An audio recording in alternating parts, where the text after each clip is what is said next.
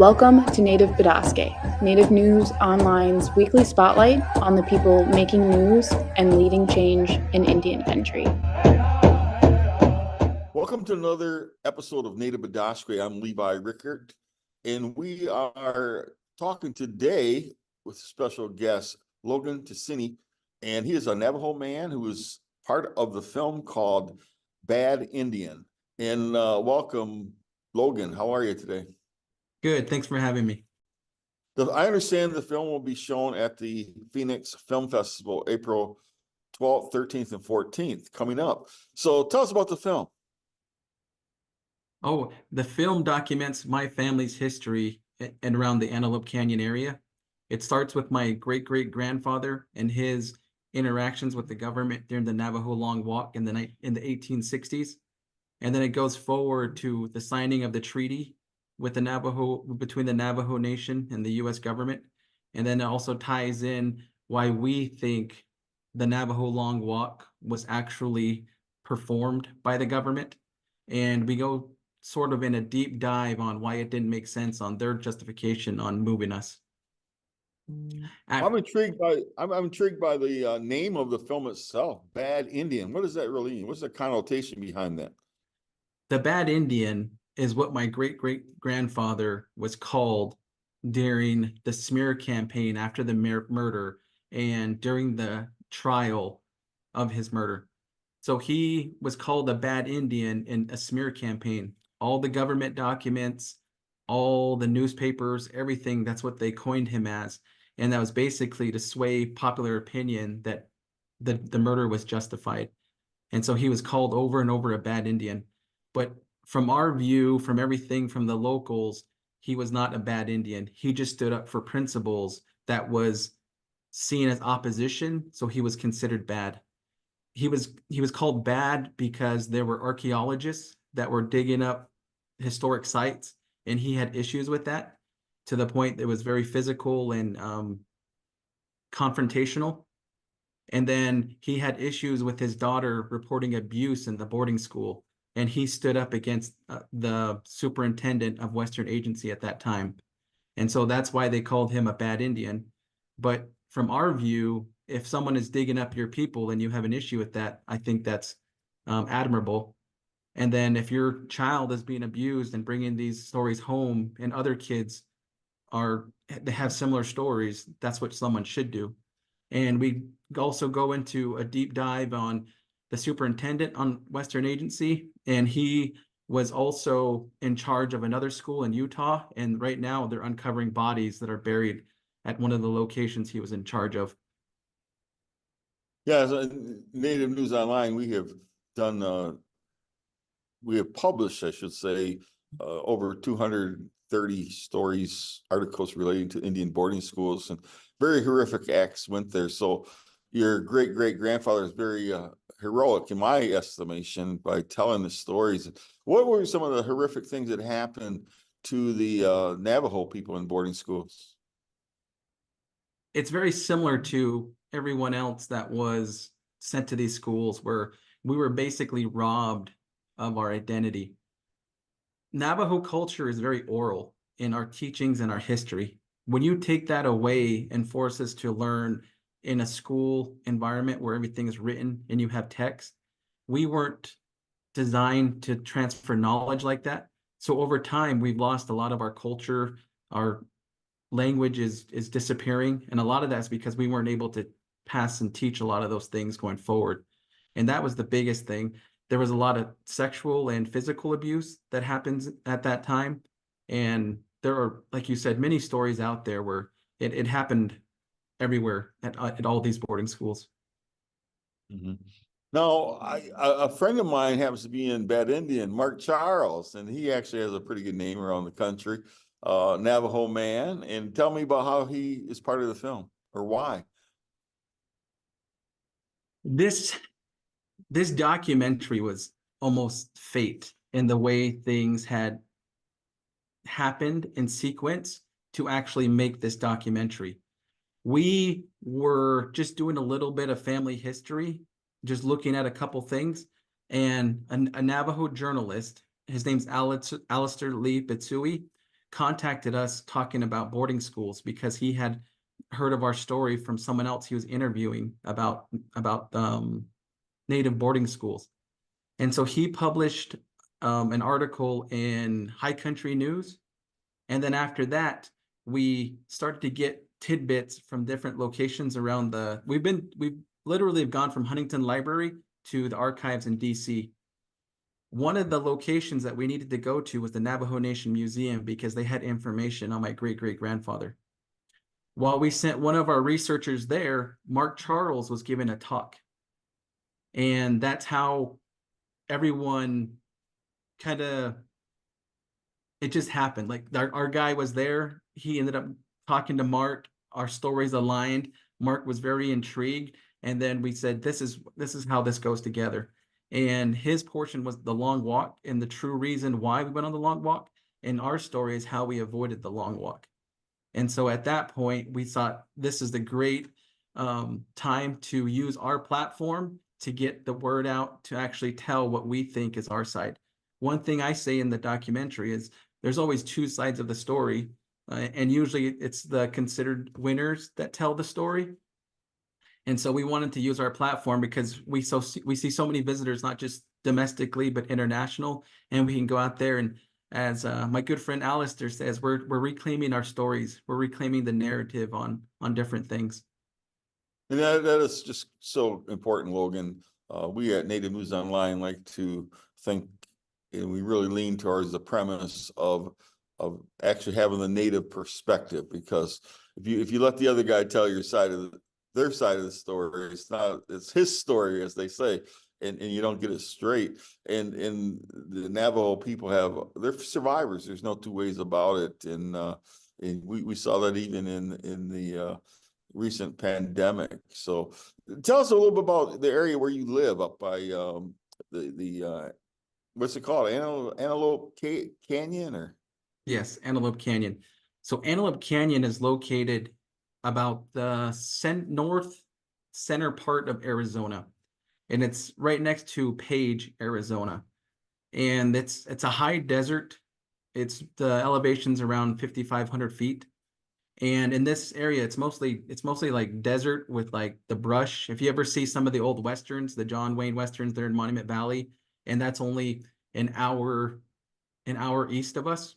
And so the landscape is very similar. It's got that orange hue, Navajo sandstone, quite a few canyons. And then we have a Navajo mountain not too far from us. So if you think about those old Westerns, that's what the area looks like. Mm-hmm. And tell me about the film's distribution. What are your hopes? Has it gone across the country, or how's it being shown besides film festivals? So right now we're strictly film festival. Film festivals have rules on where you can distribute it and where you can't. So right now we're just following that, and we're entering as many film festivals as we can. What did they say? The film festival roadway is what we're doing. So we're entering as many of those as we can. And then after that, we're going to look for some sort of distribution. We have talked to local theaters to show it, but that would disqualify us from some of the film festivals. So we're holding off on that. But my ideal goal would be to get it on a streaming service. That'd be great. The message really is important, and I really do appreciate the fact that you and your family have worked really hard to get this film shown. And tell me who else is in the movie or the film besides you and Mark Charles. My mother plays a big part of it. She is our matriarch there at Antelope Canyon. She is the owner of the tour company and a big influence, a great leader, a great example for everyone there that's working for us in the area. Right now we have about 50 employees. And so she goes through, we do a lot as far as giving back to the community and doing different things. A few family members, the daughter of my great-great-grandfather that was in boarding school and who he was murdered because he didn't want to send her back. Her son is in the story, and he gives an interview, and he primarily just speaks Navajo. We have Paul Begay. He's a former delegate. He's a historian and a former professor at Diné College. So he's helped and talked to the locals and many of the elders in the community about what happened and the reason what happened, and from our perspective, the why. We have two members of the Navajo people that have passed. One is my grandfather. He talks about the Page area before anyone was there. He talks about when the grass was as tall as, so when he would ride his horse, the grass, the pollen would be on his boots, and the grass was, what is that, like 3-4 feet high, and it looks nothing like that today. And so it's just, I think it's more climate change on what's changed in that area. We also have Elmer Sosi. He was 12 years old in 1916, and he was actually there at the murder, and he retells the story in Navajo. And that's even a crazy story on how we came across that recording. So these things have just fallen in place, and it's insane.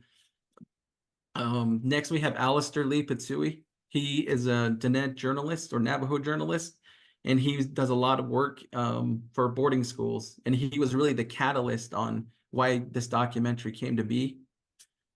And then there's some other family members in the area that talk about my great-grandfather, and then just some of the stories around the area. So there's quite a few people in the story. And what do you hope the big takeaway for viewers who see the film? What's your biggest hope that they will take away from the film itself? My biggest takeaway for people, and it's going to be a broad stroke, because there are so many different people that are going to view our documentary. First, for the customers that come to the tour company, they continually ask us for our story, who we are, how we got to where we're at the canyon, why we do things.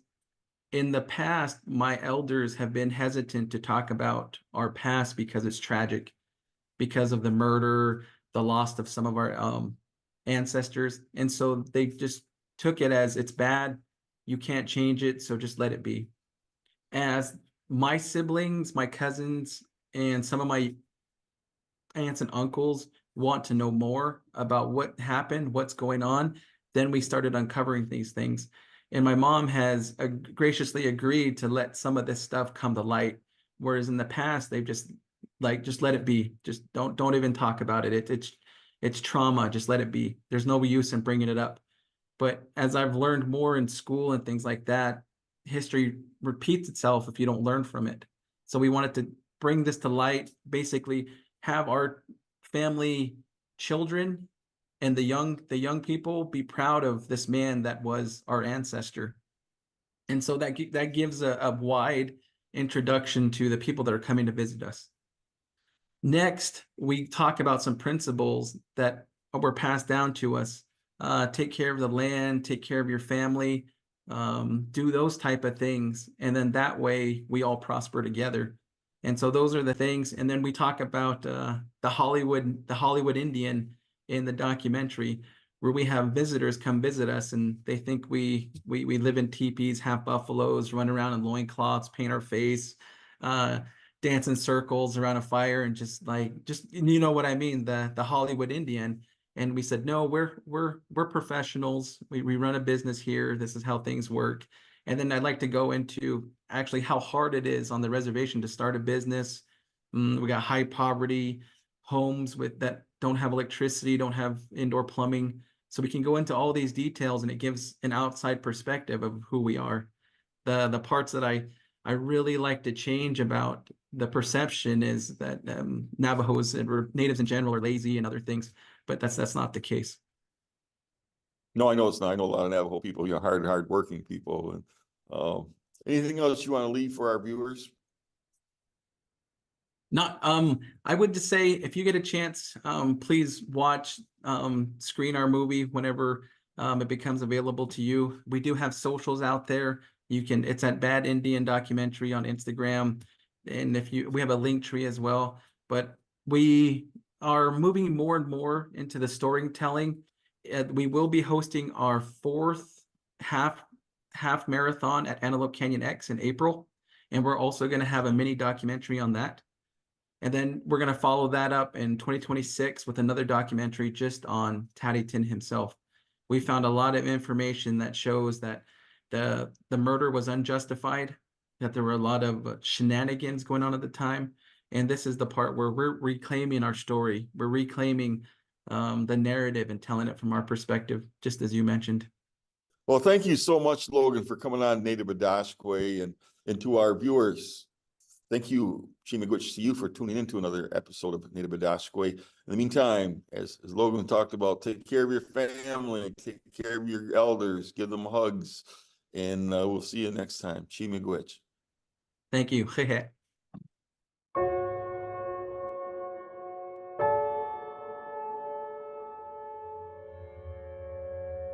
My Che told me about Taadidiin when I was young.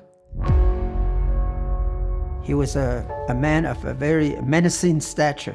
A humongous Navajo. He had used the canyon to hide some of his people.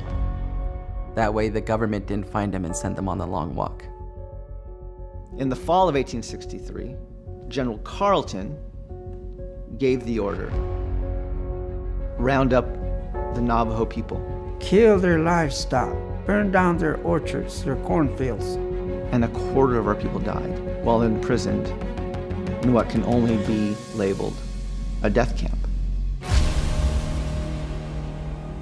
You always have two sides of the story, but the way American history is written, it's always from the one side. It's the side that's got the better technology, the side that you would typically say won. And so the narrative is, you're savage, right? We're doing this to tame you. We're doing this to civilize you. But that's not the truth. We read about a history that glorifies the Americas in the boarding schools. They never told about the truth of what happened. The intent of the education system was mainly for assimilation. The government wanted to do away with the Indian. They wanted us to be like them. Taadidiin was not only responding to that, but he was also responding to the roundup of children, including his, to go to boarding school. You got the newspaper documents that describe him as a bad Indian. When you come back over here to his area, people think of him differently. He's a hero to me. Fought for our people, our identity, our ceremony, our culture. Those value systems are what ultimately cost him his life. Our children, our lineage, they deserve to know. They need to know the history, the true history, because that's part of our survival, our resiliency. It makes us strong, so we're still surviving as Indian, as Navajo people, as Diné.